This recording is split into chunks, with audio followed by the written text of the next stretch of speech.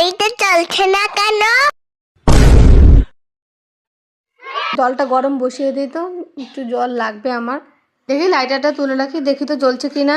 গাড়িটা চলছে না কেন দেখি। খারাপ হয়ে গেছে।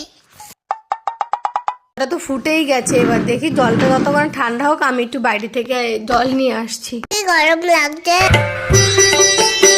আমার অনেক জল খেতে পেয়েছে। আমি একটু ঘর থেকে জল খেয়ে আসি। ঘর থেকে গেলে সব জল নেই।